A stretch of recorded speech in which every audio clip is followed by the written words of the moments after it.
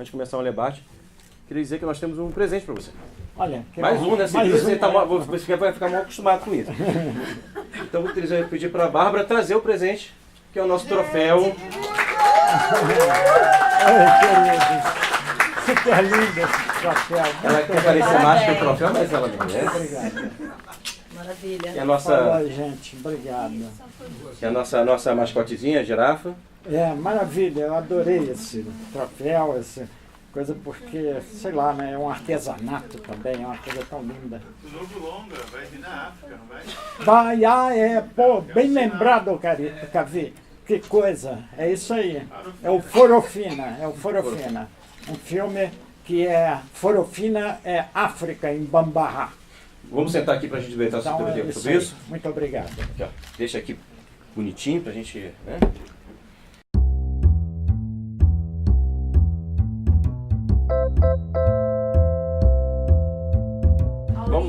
Vamos só organizar que ele pediu a fala primeiro. Quem é o próximo? O Carlinhos aqui, o Bárbara. Não, é interessante no filme do meio, eu me perdi sobre os títulos. O do meio, o segundo é Em Memória, né?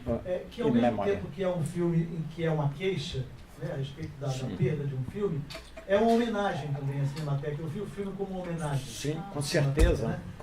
É um filme que fala de cinema, é um filme que cita várias coisas.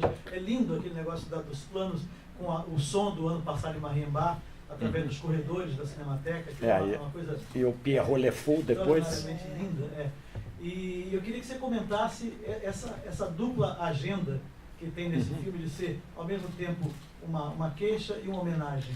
Eu achei isso super bonito. Sim. Que você comentasse essa feitura do... Ótimo. Como é seu nome? Carlos Alberto. Carlos Alberto. Não, realmente o filme é uma homenagem não só à Cinemateca do Museu de Arte Moderna, por isso tem aquela parte na entrada da Cinemateca, onde na tela fixa ali eu faço um histórico, né?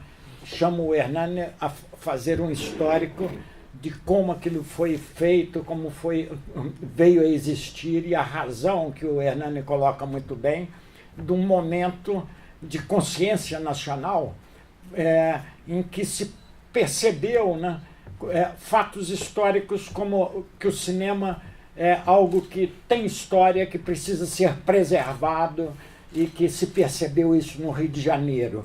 Uma coisa que eu acho muito interessante também é que eu fiz questão de ressaltar isso, porque na minha juventude, na nossa juventude, né, na época que nós entramos na Faculdade de Filosofia e etc., quando nós fizemos vestibular aí por 64, 65, etc., enquanto, ao mesmo tempo em que o golpe na cultura brasileira, o golpe mais do que na cultura, né, no próprio sentimento de nação estava sendo dado, né? Nesse momento, nós vínhamos justamente de uma nação que era extremamente pujante. Dos meus 15 aos 20 anos, eu vi um Brasil, eu tive a graça, né, de assistir um Brasil quando você está jovem e percebe que você está dentro de um país, que você pode ter essa graça de perceber que você está nascendo para um futuro em que você tem cara. A sua cara não é individual, a sua cara é de uma nação. E isso eu vi porque nós tínhamos, no futebol, a gente tinha tudo, né? Você tinha o futebol, a ginga, você tinha a arte brasileira no futebol, você tinha a bossa nova, você tinha o cinema novo, você tinha a arquitetura, que o Museu de Arte Moderna é exatamente uma bela representação disso. Então, o que eu procurei nesse Em Memória é justamente resgatar esse Brasil pujante que existiu antes de 64, levando o texto, né, que é aquele texto gravado depois pela Helena Inês, onde vai se falar justamente dessa questão trágica que foi o papel da ditadura, dos 20 e tantos anos de ditadura, em que o que aconteceu, principalmente, foi a decapitação dessa cara, decapitação desse retrato brasileiro que estava existindo para a Babel do mundo, a grande Babel. Na verdade, né, quer dizer, a Babel, a ideia de Babel, não é o inverso daquilo de ser uma pecha em cima da humanidade.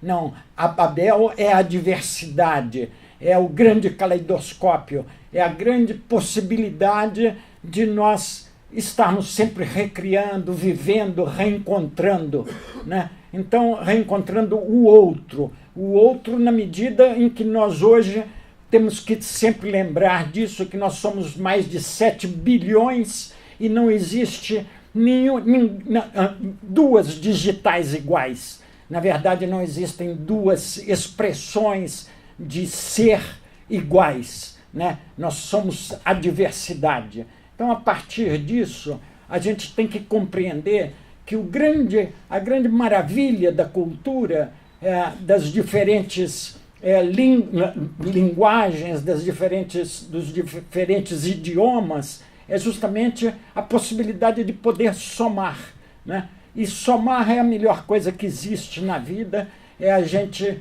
poder estar ali sempre em busca do outro, né? Isso é o que é o fantástico do existir.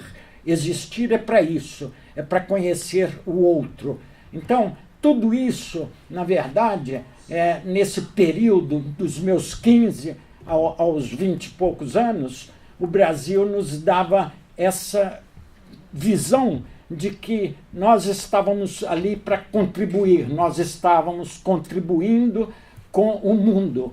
Então, tudo isso eu acho que está ali no In Memoriam, você está vendo?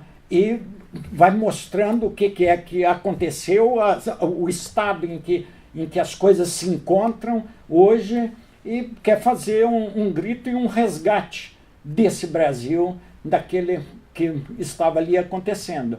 Então, isso aí tudo eu acho que está ali colocado no In Memoriam, no roteiro do gravador. E agora, essa questão que você colocou também, né, que você levantou, que é muito, muito agradável mesmo, de ver que você pode pegar uma trilha sonora do L'Année Dernière à Marienbad e criar ali uma dramaticidade da narrativa dos corredores em que o texto está buscando no L'Année Dernière, no ano passado em Marienbad, e que está, de repente, nos servindo para mostrar os corredores das pilhas do cinema, etc., assim como depois, da fala do Hernani, nós vamos, de novo, reencontrar a dramaticidade que está na história do roteiro do gravador, quando o casal se separa, né? O casal se separa, mas aquilo é narrado por uma trilha maravilhosa da Ana Karina, né? Dizendo justamente que o amor não é para sempre, que tudo pode acontecer, faz parte da história. Então é isso. Agora tem uma... Se apresente, por favor. Lidiane. Eu gostaria de saber, porque ali a gente tem a trajetória, por exemplo, do trecho da Malandragem, e que tem o samba e o encontros e desencontros do Rio de Janeiro, em que ele vai evoluindo. Como é a transição desse tempo para você? Desculpa. Do tempo assim, do tempo... do tempo da trajetória do filme, em que passa o Rio Antigo e o Rio Novo. O que foi registrado em 81. Tem 3 tempos, na verdade. Tem o registrado na época, 87, né? E ele remete ao antigo e ele vendo hoje, isso que quer saber, sim, né? Essa transformação do tempo. Sim. Não, pois é. Tem ali, tem uma frase, né, que foi gravada na época, então eu acho até bacana essa coisa das coisas que se reencontram, porque foi gravada por meu filho, que está aqui, né, com 9 anos, né? O tempo perguntou ao tempo quanto tempo o tempo tem. E o tempo respondeu ao tempo que o tempo tem tanto tempo quanto o tempo tem. Eu queria uma voz de criança, era meu filho com 9 anos, para justamente dizer que o tempo está ali, né? Sempre sendo renovado através das novas gerações. E isso, agora, no In Memória, eu pude repetir com a minha neta, né? Que vai, então, dizer ali sobre na Rosa, no In Memória. Então, o Iamba até aparece como ele sai do elevador, né? Saindo do elevador é o Iamba e o irmão dele, o Tal. Você tá vendo? E, então, essa coisa, essa simbologia da infância renovada, da vida que se renova e da importância de nós percebermos esse movimento do tempo, que, como um rio, né, heraclitianamente falando, como Heráclito coloca, né, a questão do tempo e da passagem das coisas num rio que é eterno, né? Mas enquanto as coisas vão seguindo e se renovando. Assim é a vida, assim é o ciclo da vida. Esse ciclo da vida está lá também, por isso eu escolhi alguns filmes dos trabalhos que eu fiz. E esses filmes, eu coloquei essa questão do cinema caligráfico, porque esses são aqueles que são mais meus nesse sentido, de ser a minha poesia, né? Então, essa questão que você está colocando, que está toda inserida, realmente você colocou muito bem, no Malandro, na narrativa do Malandro, porque eu consegui fazer na própria chamada ali da arquitetura, o flashback que vai sendo narrado através das idades que estão ali no topo das fachadas das casas aqui do Rio de Janeiro, né? E a Anastácia que mostra, né? A tia Anastácia, etc. Então, ali, né, quer dizer, tem toda uma questão, né, também aí entra de produção, porque eu usei, que é outra coisa que eu sempre gostei muito, porque eu sou da geração em que a cor entrou no cinema e, como tudo que entra de novo, né, recebe todo um preconceito, etc. Então, quando eu era jovem, começando a fazer cinema, a gente fazia cinema em preto e branco, né? E a cor estava chegando, mas a cor era considerada, então, algo assim que estava como que degradando o cinema de arte, assim como aconteceu na passagem do cinema mudo para o cinema sonoro, aconteceu no processo da cor. E esse eu vivenciei. Então, todo mundo ficava, não, porque os grandes cinema, o grande cineasta e tal, não vai filmar a cor. Até que, de repente, o Antonioni filmou Blow Up. Aí, Antonioni filmou Blow Up, a cor e tal, ficou aquela coisa. E as pessoas diziam, não, mas Bergman não vai. O Buñuel não vai e tal. Aí, cada um deles foi fazendo, etc. Então, eu, quando terminei o Sagrada Família, que é um filme feito em preto e branco, não apenas porque o preto e branco eram as 40 latas que o Tonati recebeu de prêmio da Ferrania, lá em São Paulo, e que permitiu, eram 40 latas para fazer 2 filmes, 2 longas, e nós dividimos para fazer, cada qual com 20 latas, fazer o seu longa. E então fizemos, não só em preto e branco, mas também porque o Sagrada Família era um filme para ser feito em preto e branco. Ele tem toda aquela conotação, etc., mineira, pesada e etc. E quando eu terminei o filme, depois de muita luta, o filme ficou na lata um tempo, porque não tinha como terminar. Até que eu ganhei o Festival de Oberhausen com Superstição e Futebol e veio uma grana que me permitiu terminar. Então eu retomei o trabalho do Sagrada e aí, de repente, aconteceu uma história muito pessoal minha no último dia da mixagem. no Alto da Tijuca, nos estúdios da Herbert Richards, num domingo. Eu saí de lá no meio da mixagem, abandonei o estúdio e saí, passei um dia meio perdido, e no final do dia eu me reencontrei andando a esmo por Ipanema, morrendo de cansado, com um cansaço terrível, e lembrei que a Maria Gladys, morava num apartamento ali por Ipanema e que ela costumava deixar a chave debaixo do tapete. Então eu fui caminhando para lá porque eu tinha que ir, porque eu tinha que encontrar aquela chave, eu tinha que descansar, e fui, encontrei a chave, abri a porta, não tinha ninguém, e naqueles nossos apartamentos daquela época, a gente alugava o apartamento, arrumava um colchão, alguma coisa, e ia e pronto. Era aquilo que tinha. Então não tinha nada na kitnet, só tinha aquele colchão, e eu deitei cansadíssimo, e deitei, e estava beirando o entardecer, e de repente ela tinha deixado uma vela acesa. Eu fiquei olhando para os meus pés, para aquela vela, e fui meio que dormindo e morrendo, sentindo que eu estava morrendo, etc., com aquela vela e tal, e adormeci. Aí, de repente, eu acordei com um barulho de criança, justamente, brincando.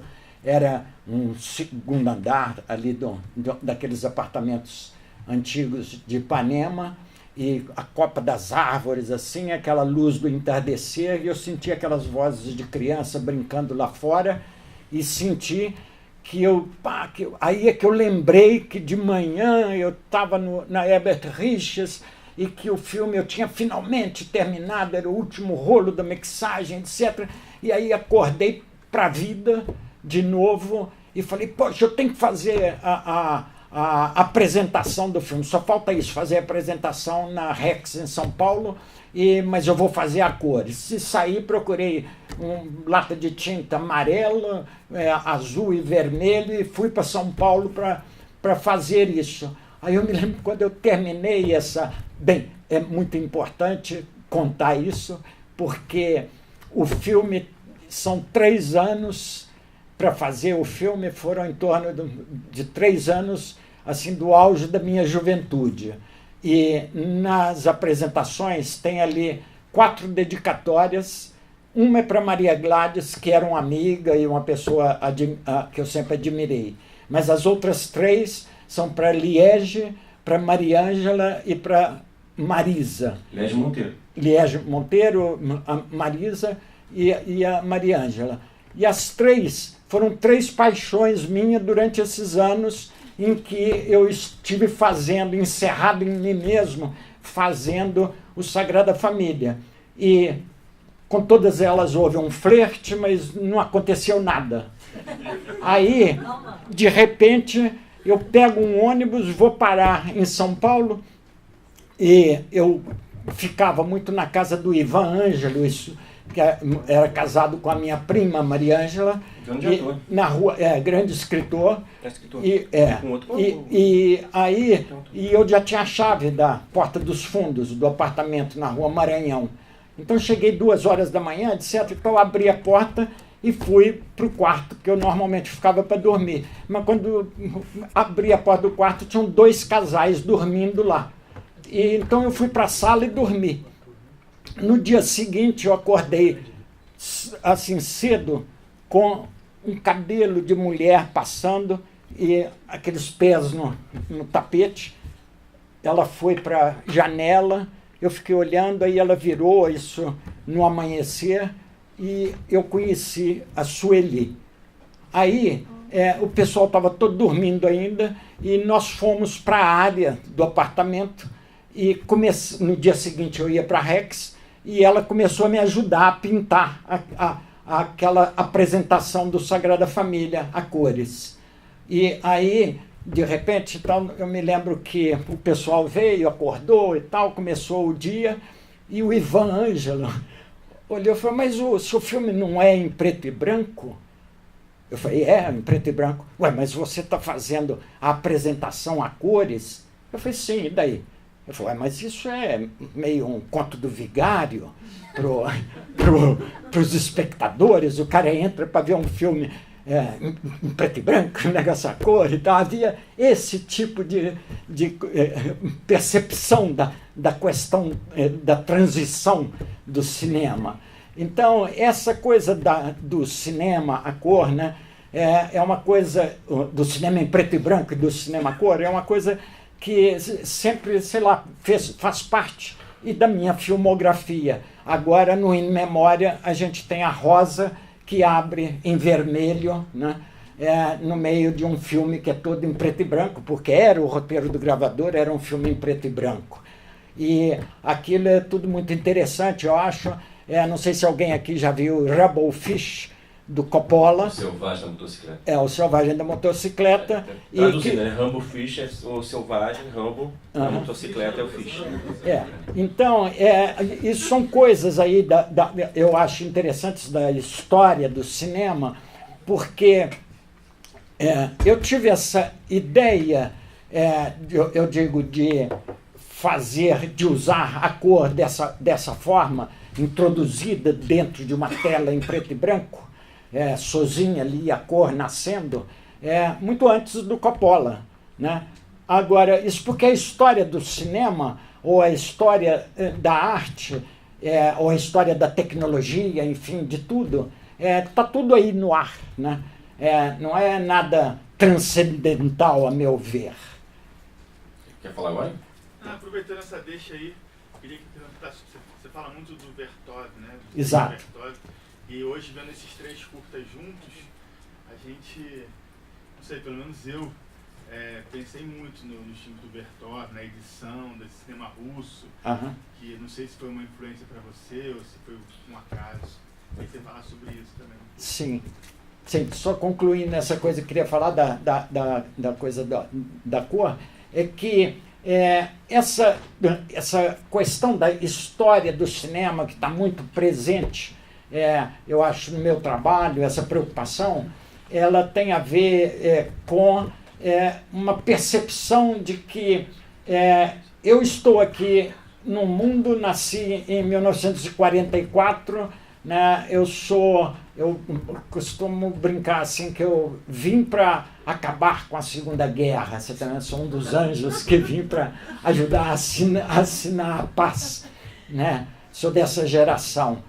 E aí eu digo assim, dentro dessa visão de mundo em que a gente está aqui com o seu relógio individual, o seu tempo está passando, mas ele está passando dentro de um relógio universal, né? Onde a história está acontecendo. Então, só voltando a essa coisa do Coppola, eu quero dizer o seguinte, que a ideia de usar uma cor dentro de um espaço, de um filme todo em preto e branco, ela já estava no ar, já existia, né? Existiu na minha cabeça antes do Coppola, e eu já tinha filmes sobre isso. Eu tenho um filme, essa interrogação em vermelho, que aparece também aí no In Memoriam. Na verdade, ela vem de um filme que, logo que eu cheguei no Brasil, depois de 10 anos fora, eu quis fazer, que chamava-se O Último Presidente. Mas começa com uma interrogação a cores, esse roteiro que não foi filmado. Em cima de uma história, de uma reportagem que eu li do Samuel Weiner, contando, chama-se O Dia em que Django Não Quis Renunciar. E ele faz uma narrativa de novembro de 63 a abril de 64, quando é dado o golpe. E nesse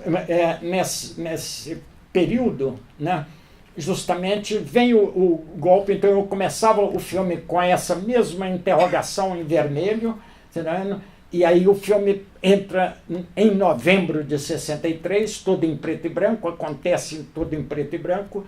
Isso foi, eu pensei isso antes do Coppola. Aí quando chega no final do filme, né, porque esse tempo todo, de novembro de 63 até 64, quando acontece o golpe, Então, quando o Jango, na história desse filme, quando o Jango vai para a estância lá, lá no Rio Grande do Sul, e aí é avisado de que o Moura Andrade, em que, enfim, o golpe foi vitorioso e que ele deve partir, ele está acompanhado do general Assis Brasil, que levanta voo com ele em direção ao Uruguai.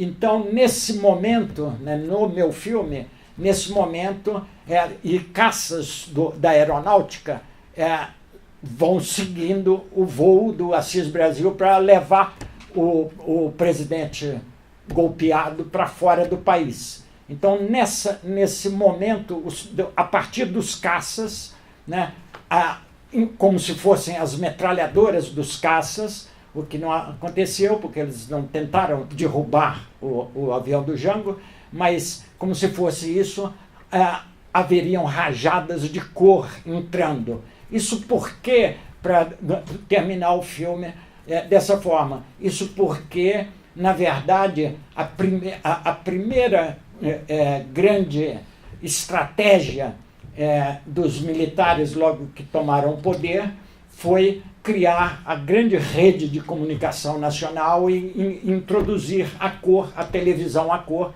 que ainda não existia. Então, tudo isso fez parte dessa história. Eu pensei isso antes do Coppola, esse uso da cor dessa forma, né? Mas o cinema, eu não consegui fazer o meu filme. E o Coppola, então, fez o Rabblefish, que termina com um aquário onde tudo está ainda em preto e branco, o filme é todo em preto e branco, e tem um peixe colorido no meio do aquário. Daí veio a ideia dessa rosa colorida no In Memoriam. Agora, levando a coisa em direção à colocação do Cavie, o que eu vejo, Cavie, é que eu faço cinema não apenas...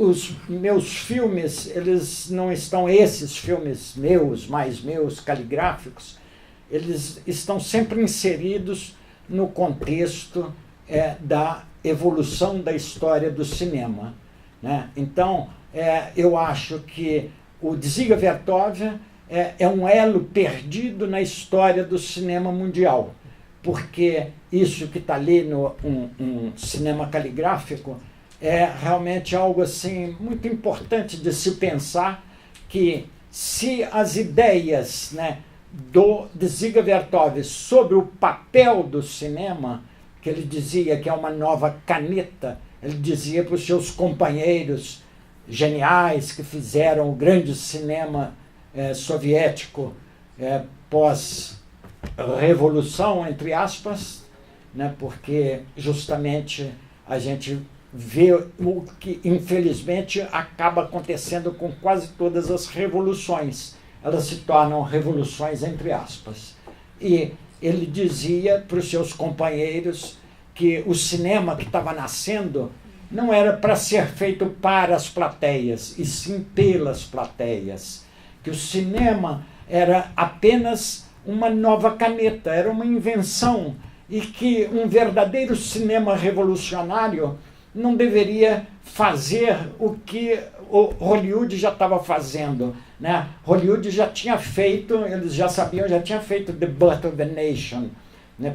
O Griffith já tinha feito. Então, o Estado capitalista americano, né, percebeu logo que o cinema era uma grande arma potente para dogmatizar as plateias, assim como exatamente da mesma forma, e o Dziga Vertov já tinha essa consciência, o cinema russo também nasceu com toda uma gramática, etc., para dogmatizar as plateias. Mas ele teve um insight de dizer que não era assim, que, na verdade, um verdadeiro Estado revolucionário tinha que fazer fábricas de câmeras e de negativos e entregar para os sindicatos, para as escolas, porque a plateia que tinha que filmar, o povo que tinha que usar essa caneta e não ser dogmatizado por ela.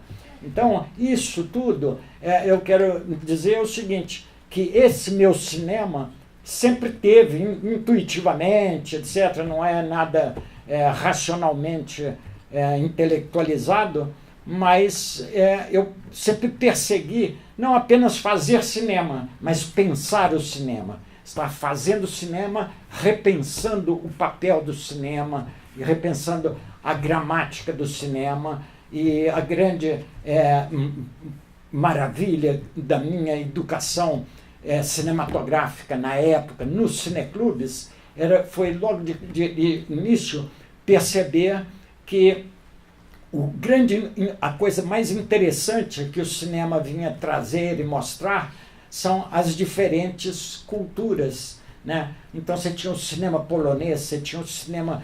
a gente era muito ligado, a minha geração foi muito ligada em perceber, e a gente tinha uma distribuição, não essa distribuição massificada dos blockbusters e do cinema de Hollywood, que está aí mostrando sempre quase que a mesma coisa, da violência, enfim, passando essa ideia do American Way of Life, né? E a gente percebia que tinha um cinema polonês, tinha o tcheco, tinha isso, tinha aquilo, e a gente queria realmente, voltando a essa ideia de estarmos construindo uma Babel maravilhosa.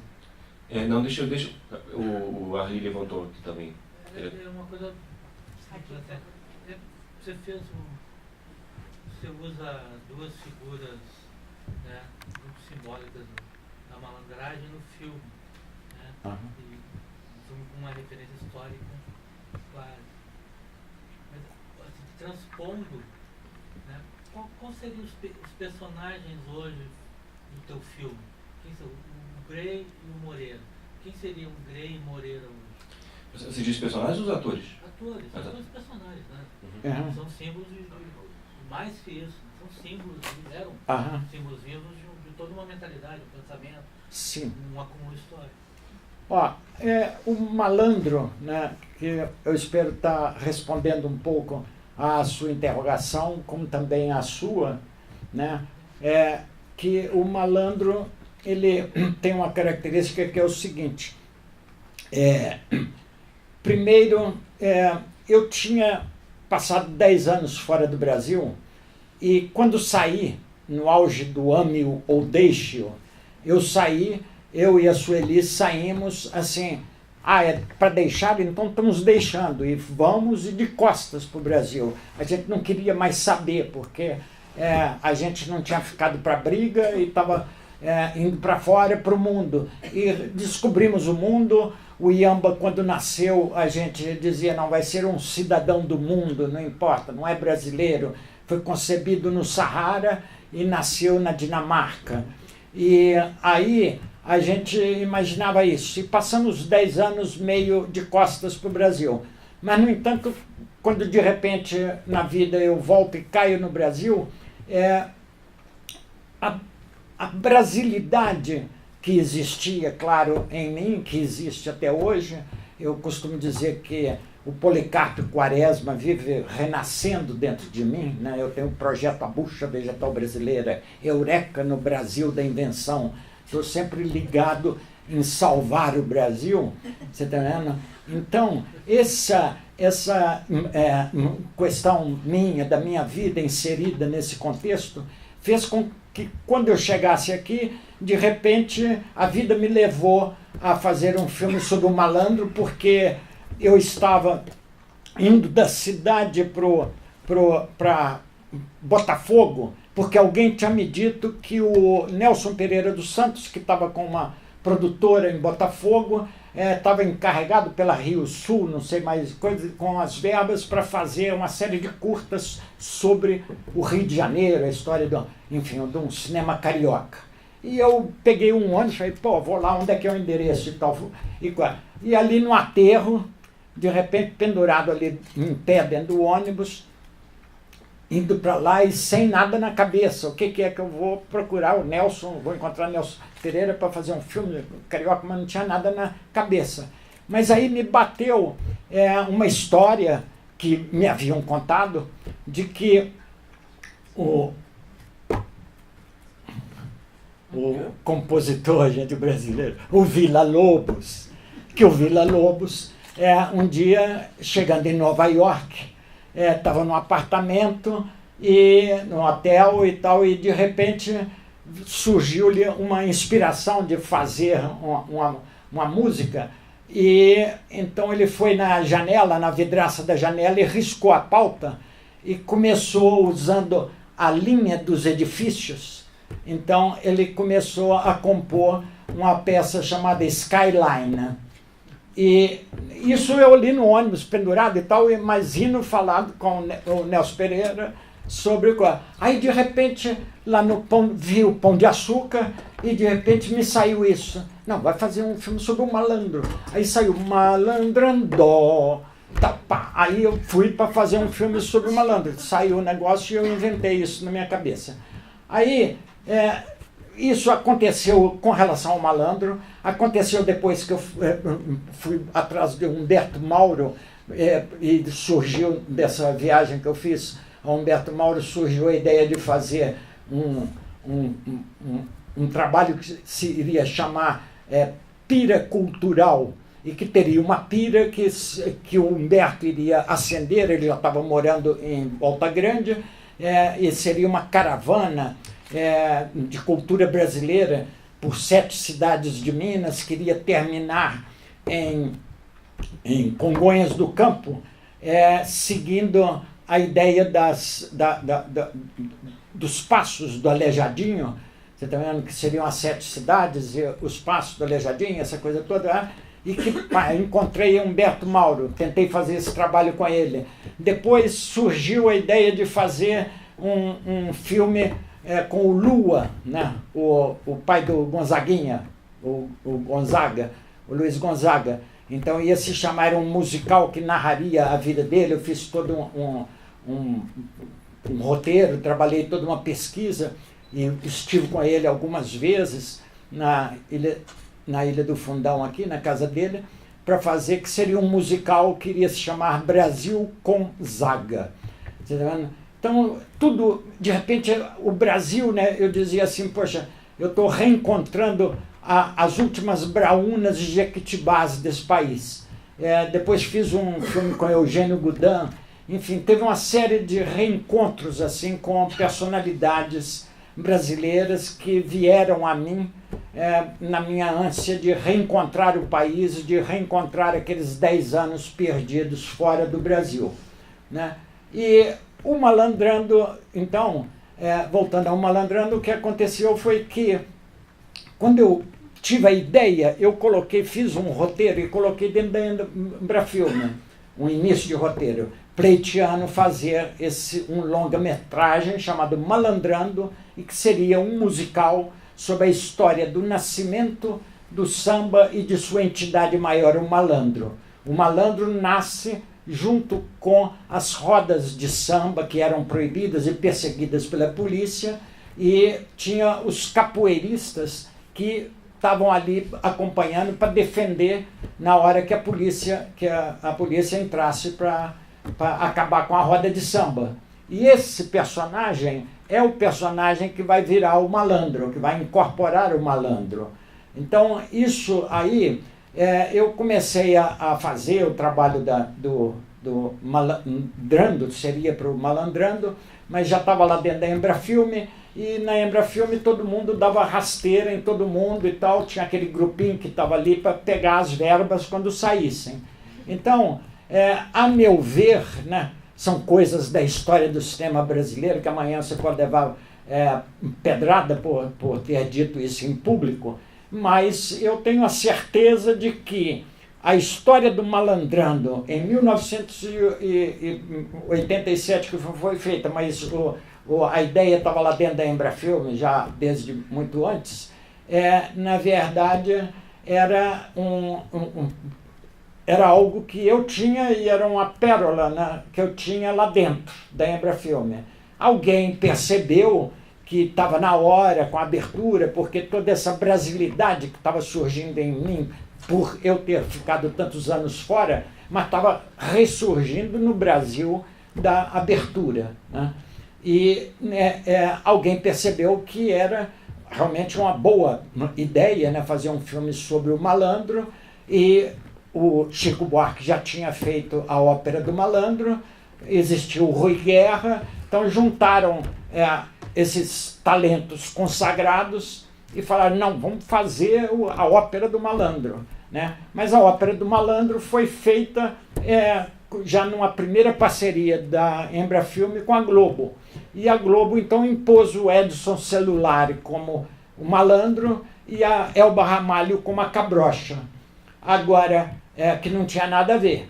Agora, eu, logo que eu consegui escrever, porque na minha pesquisa, eu ficava imaginando, eu ficava horas dentro aqui do arquivo da cidade do Rio de Janeiro, fazendo a minha pesquisa, e comecei a fazer uma série de anotações para escrever uma música tema do filme, já aí, porque, enfim, só para concluir essa questão, quando saiu a verba para se fazer a Ópera do Malandro, isso acontecia muito na Embrafilme, na hora que saía o dinheiro grosso, entregava-se para os donos ali da Embrafilme, se dividia o dinheiro grosso e, na sequência, então, lançava-se um concurso de curtas, já meio de cartas marcadas, porque é uma coisa dos regimes ditatoriais, é que as cartas estão sempre pré-marcadas.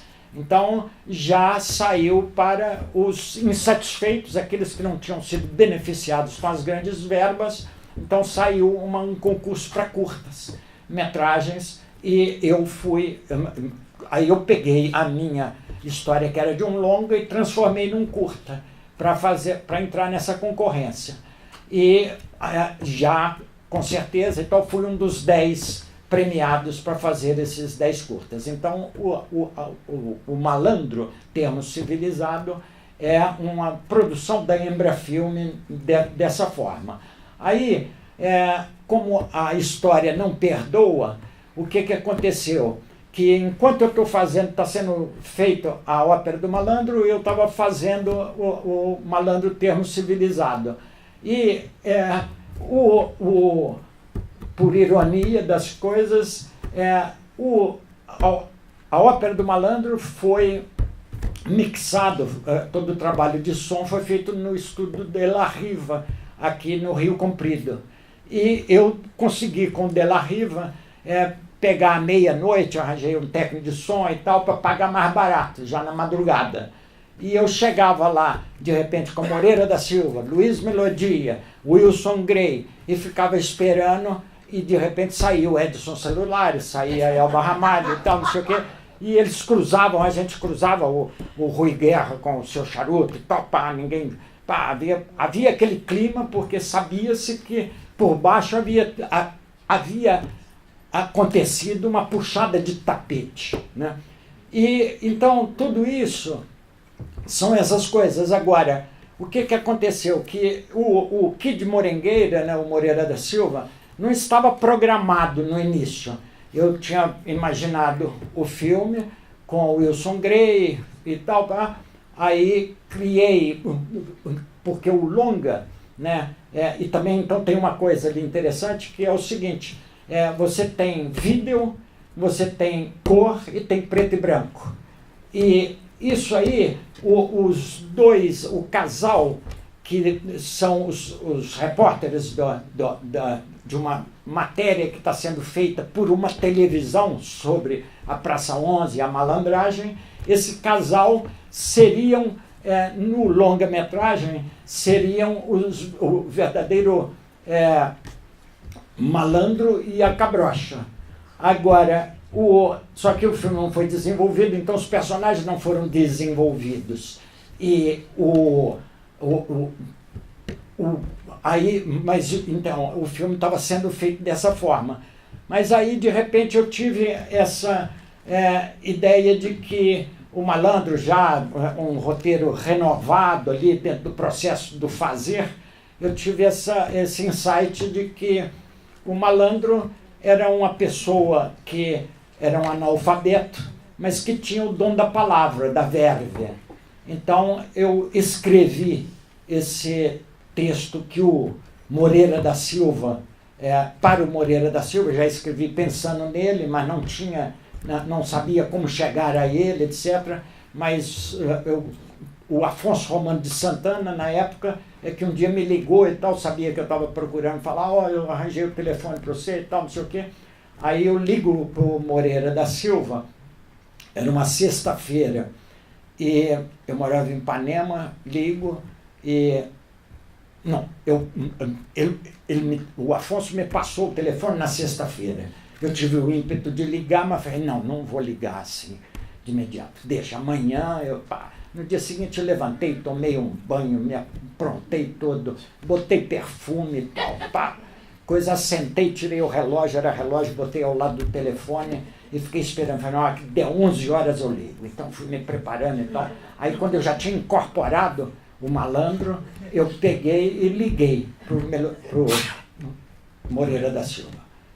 Ele atendeu do outro lado, eu falei, por favor, eu queria falar com o Moreira da Silva. Ele falou assim, Kid Morengueira, às suas ordens. Aí eu comecei a conversar, expliquei o que era, que queria fazer um filme, ele ouviu, virou para mim e falou, você vem de quê aqui falar comigo? Eu falei, de ônibus. Ele falou, então você pega o 434, você está em Ipanema, pega o 434 e tal, não sei o que, ele vai sair, na hora que sair do túnel do Rio Comprido, vai dobrar à esquerda e você desce no primeiro ponto que eu estou te aguardando. Aí, fui. Cheguei lá e tal, era o andar de cobertura, então ele abriu a porta, me recebeu, a primeira coisa que ele fez, atravessou o apartamento inteiro, que era enorme, me levou no topo lá do edifício e me mostrou o cemitério lá e mostrou a sepultura da esposa dele. Então, primeiro ele me apresentou a esposa e tal, aí entramos e ficamos o dia ali conversando, e foi o dia inteiro. E eu me lembro que eu conversei muito com ele, da minha vida e tal, e ele ficou empolgado das minhas aventuras de vida e etc e tal, e de eu ter atravessado o Saara, do meu filho que nasceu e tal, em Copenhague e tal. Ele ficou, a gente ficou, já houve aquela empatia, passamos ali horas conversando, e eu depois então tirei o texto e dei para ele já o texto que ele iria falar. E aquilo era tudo para ser filmado, como foi, em som direto, com a reflex blimpada, e o cenário escolhido foi um apartamento, anos 50, de Copacabana, cheio de espelhos e etc., o que dificultava em muito a iluminação e a maneira de filmar. Então foi um dia muito assim, tenso para filmar toda a parte do Moreira. E quando eu dei o texto a ele na saída, lá na casa dele, no apartamento dele, na hora que eu terminei, eu falei, ô Moreira, o texto está aqui, etc., eu escrevi, é isso, assim, e tal, mas você se prepare e tal, mas se achar que tem qualquer coisa aí que vai ficar difícil, que a gente tem que filmar plano a plano, com som direto e tudo, você pode improvisar e tal. Ele olhou para mim e falou, quem é o diretor desse filme? É você ou sou eu? Eu falei, não, sou eu. Ele falou, você manda e eu obedeço. Tem que ser do jeito que você programou. Eu falei, tá bom, e tal, não sei o que, fui embora. Aí, no dia da filmagem, mandei buscá-lo, preparou-se tudo e tal, aí foram buscar o Moreira. Ele chegou ali, de branco, todo pronto e tal, não sei o que, o dia inteiro, ficou praticamente em pé o dia inteiro, e só pegava um lenço assim, enxugava o suor e continuava empertigado ali e tal. Aí foi filmando plano a plano e tal, Quando chega no meu, olha a coisa da alma do malandro, quando chega no meu pedaço, no roteiro e na direção, Silvio Lana. Aí, na hora eu, alô, câmera, por favor, tal, som, tal, luz, câmera. Ele, levantou a mão. Aí me chamou. Aí eu fui lá e falei, neste plano eu posso improvisar? Aí eu falei assim, sim, você pode improvisar a hora que você quiser. Aí ele me sai com essa. Eu falei assim, no roteiro e na direção, aquele monstro sagrado.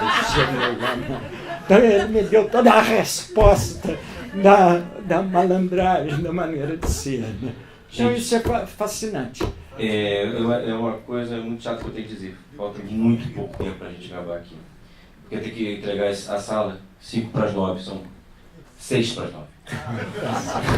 Então, gostaria só aproveitar aqui, só para, mais uma vez repetindo, o filme está com vários DVDs ali. O filme que vocês estão vendo aí no teto, aí, que é o Sagrada Família, todos esses curtos que passaram. Inclusive tem as faixas comentadas, né? Tudo que você está falando está também comentado no DVD, quem quiser ver. E vendo aqui você falando dessa tela em cima, assim, eu lembrei disso, assim, um filme comentado, ao mesmo tempo que está comentado. Quem quiser o DVD, você aumentou o preço. Um é 30, 2 Vocês perderam a oferta de não saber. Não, mas também eu aumentei o preço, mas coloquei aqui num cartaz que eu estou fazendo para vender. O cartaz está onde? Está por aí. O cartaz eu coloquei que aceito pechincha e vale o mecenato. Exatamente. Gente, muito obrigado, presidente. Foi um debate maravilhoso. Aqui está o Montanha Sagrada Família, com extra do nosso livro Luxo Branco, como que fez sobre o... E aqui os curtas que vocês viram, mais o Superstição do Futebol, que ele mencionou, que vocês não viram, está aqui, exclusivo para quem comprar. E faixas comentadas. E faixas comentadas. Maravilhoso. Gente, muito obrigado.